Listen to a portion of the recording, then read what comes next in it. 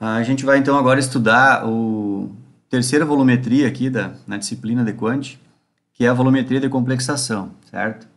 Se alguém começou olhando esse vídeo começou por aqui, eu quero dizer que a gente vai a gente veio de uma sequência do primeiro playlist, a volumetria de precipitação, e lá eu expliquei muitos detalhes em relação às volumetrias, né? Depois o segundo playlist foi sobre volumetria ácido-base, e lá também muitas novidades foram explicadas lá, quando foi necessário explicar aquilo, né? E aqui, então, esse já é o terceiro playlist sobre volumetria. Então, cada vez que alguma coisa que eu já falei, então eu não estou repetindo de novo, né? Para não ficar muito grande os vídeos. Então, por exemplo, aqui na volumetria de complexação, eu não vou explicar como é que ela funciona, a parte instrumental e tudo mais, porque aqui é tudo igual às outras, né? Como se coloca a amostra, onde vai, se coloca o titulante na bureta, usa reagente indicador. Então, eu já tinha dito nos vídeos anteriores que isso é igual em todas as quatro volumetrias, né? Então, essa parte aqui, ela é igualzinha, assim como também o método de se calcular qual é o volume necessário de titulante para se chegar no ponto de equivalência, né? O método de cálculo é exatamente igual às outras volumetrias que a gente já estudou antes, né? A de precipitação e a de ácido base. Então, aqui é a mesma coisa, não dá para a gente passar bem rápido aqui por essa parte aqui. A explicação do que é ponto de equivalência, o que é ponto final, isso tudo eu já expliquei antes, né? Então, beleza. Quem está seguindo a sequência certa dos vídeos aí não nem quer que eu explique de novo essas coisas aqui. Bom, agora a sequência do meu material, o que eu fiz aqui? Eu coloquei no meu material um mínimo, digamos assim, que a pessoa tem que saber sobre as reações de complexo, o que é um complexo, né? O mínimo para ela poder entender a volumetria de complexação, tá? É claro que esse assunto aqui é um assunto que até diz respeito à química inorgânica, né? Mas aqui é digamos assim, o mínimo que vocês precisam saber para poder entender o que eu quero explicar aqui na disciplina. Então vamos lá.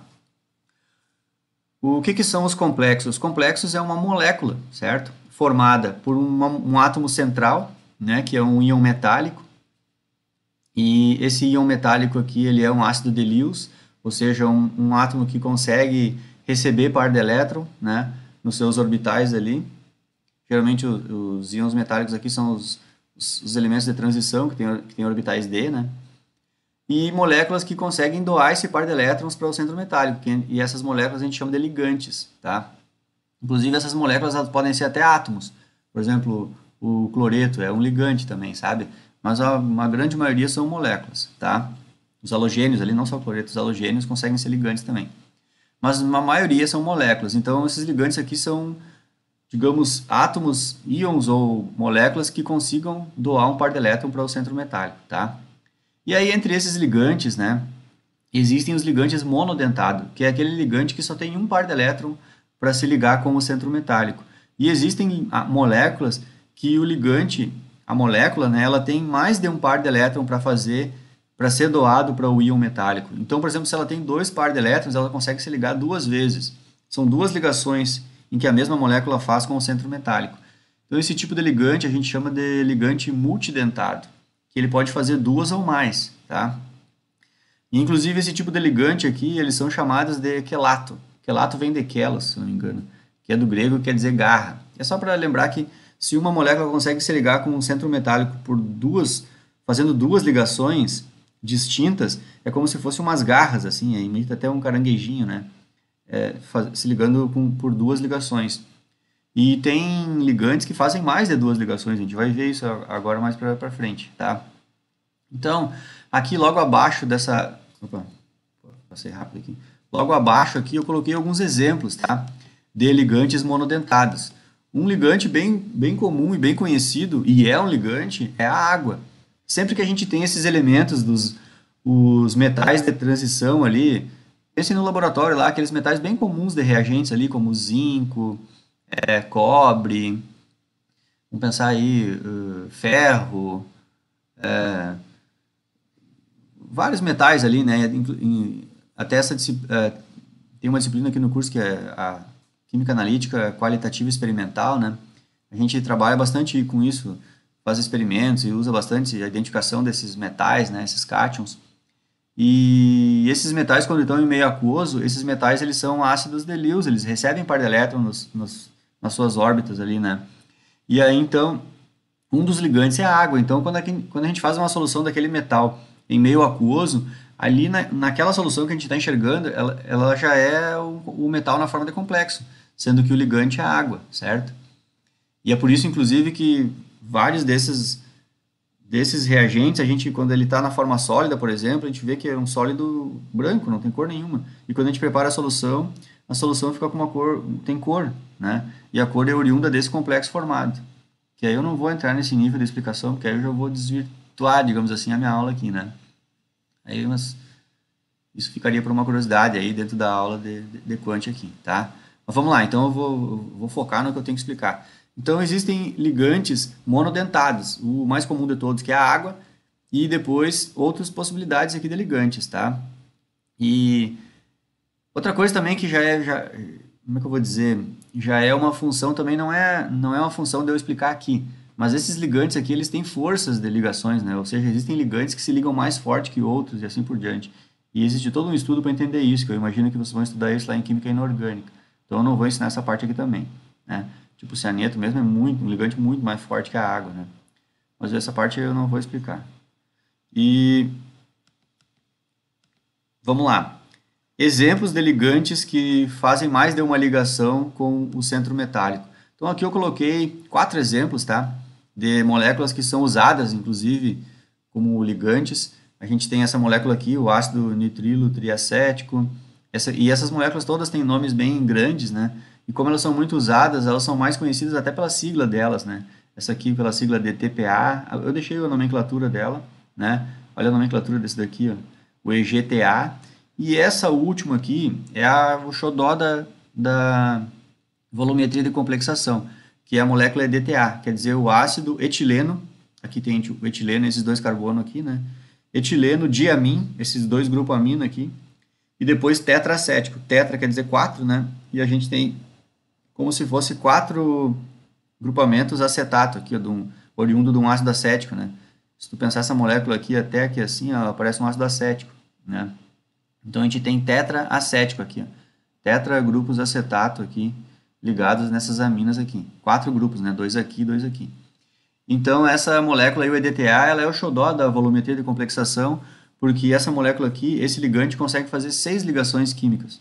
Ou seja, ele é um quelato e ele faz 6. Existem 6 pares de elétrons aqui para se ligar com um átomo central. O que normalmente supre a necessidade de qualquer átomo que esteja disposto, digamos assim, né, a formar um complexo. E também essa molécula é muito, acho que, aí eu já não sei, mas deve ser, digamos, como é que eu vou dizer, industrialmente bem fácil de produzir, o custo não deve ser tão caro, então assim, ó, é disparado o uso dela na volumetria de complexação. A gente pode fazer volumetria de complexação com outros ligantes, bem tranquilo. Tipo, tem uns mais para frente que eu coloquei aqui, tem etileno diamina, a gente pode usar oxalato, mas é disparado o uso do EDTA, certo? Bom, desculpa aí. Agora, aqui eu vou explicar uma coisa, que é o seguinte, é uma mini explicação termodinâmica da coisa, tá? Que é o seguinte, ó, inclusive é uma particularidadezinha aqui que vai aparecer na nossa sequência de estudo, que é assim, ó, vou dar uma explicadinha aqui também como é que são os complexos. Quando a gente coloca o centro metálico, inicialmente essas reações aqui a gente faz em meio aquoso, né? E esses cátions aqui, esses centros metálicos, por exemplo, o cádmio, né? O cádmio em meio aquoso, ele já está formando um complexo com água, já começa por aí. Então, ele já está na forma complexada, certo? O cádmio ele tem uma necessidade muito grande assim, de preencher aqueles orbitais dele, então a própria água funciona como ligante e ele já está na forma de complexo. Só que se a gente colocar o cádmio, que já está complexado por água, né, em presença de um outro ligante, e aqui eu dei exemplo desse ligante aqui que é bidentado, ó. Isso aqui é o etileno diamina. É como se fosse só a parte central da molécula do EDTA lá, né? Então a etileno diamina é um ligante. E aqui esse grupo amina aqui, o nitrogênio tem um par de elétrons, que ele pode fazer uma ligação, e esse nitrogênio tem outro par de elétrons que ele pode fazer outra ligação. Então ele é um ligantezinho que se liga duplamente assim com o centro metálico, né? Então, como é que funcionam as reações de complexação quando a gente faz no laboratório? Na verdade, a gente já parte do princípio que, aliás, a gente parte de uma solução do centro metálico, e como essa solução é aquosa, ele já está na forma de um complexo já, só que os ligantes são água. Só que quando a gente joga um ligante, porque a água é o ligante mais fraco que tem, então quando a gente joga esse ligante aqui, é certo que esse ligante vai substituir moléculas de água que estavam ligadas com o cádmio. Então é isso que acontece. Digamos que a gente jogasse esse ligante aqui na presença desse complexo, a gente começaria a ver esse tipo de comportamento aqui, ó.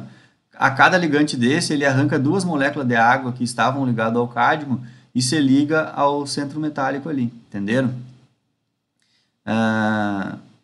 Então, aqui a gente vai ver que vai entrar esse ligante aqui, o metileno diamina, no lugar de duas águas, e depois vai entrar outro ligante, etileno diamina, no lugar de duas águas, entenderam? Então,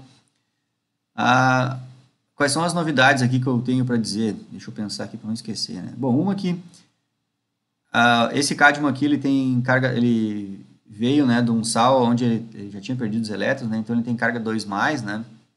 E esse centro metálico aqui, como tem carga 2+, e os ligantes todos são neutros, não tem carga nenhuma, a gente simboliza depois que se forma o complexo, o mais correto é colocar um colchetes assim, e colocar esse 2+ aqui fora, certo?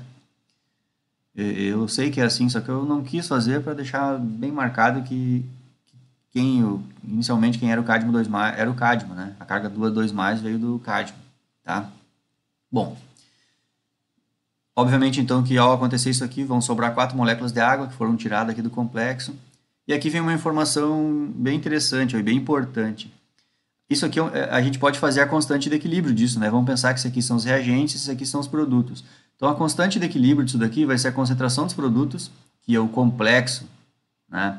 E as águas que foram tiradas do complexo ali, dividido pelos reagentes, certo?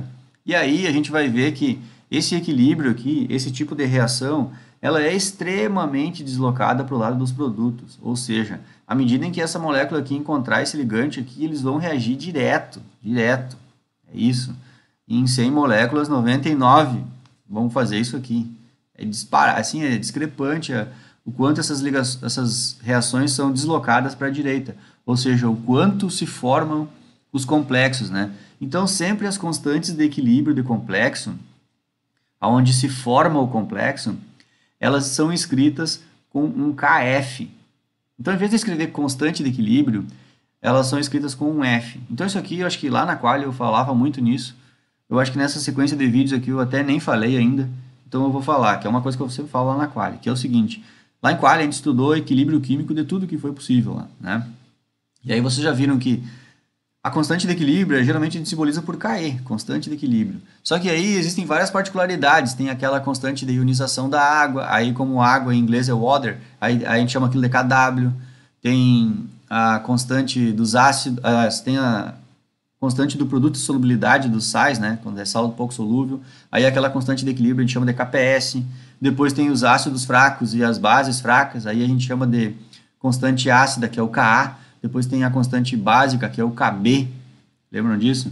Depois a gente estudou lá em quali a hidrólise de sais, né? Que a gente solubiliza sal com água e parte do sal reage com a água. Então aquilo a gente chamava de KH, que é a constante de hidrólise, né? E também lá, lá na quali a gente estudou como se formam os complexos, os equilíbrios e tudo mais. E lá a gente estudou que a constante de formação dos complexos tem o símbolozinho F, certo? Então isso aqui, todo mundo está aqui fazendo a quântica que passou lá na quali, já sabia disso, né? Então isso ajuda a gente, porque a gente bate o olho no F ali e já sabe que alguém está falando de complexo, certo? Então o F simboliza aqui a formação, então a gente está formando o complexo. Então essas constantes aqui sempre têm valores numéricos muito grandes. Percebam que é elevado a 10 na 9, não 10 na menos 9, como a gente está acostumado a falar de ácido fraco, né? 10 na 9 é esse número aqui multiplicado 9 vezes por 10, certo? É um número gigante isso aqui. Então, eu só quero frisar isso aqui. Os complexos se formam muito, digamos assim, né? O equilíbrio é extremamente deslocado para formar o complexo, tá? Então, vou parar esse vídeo aqui e sigo no próximo.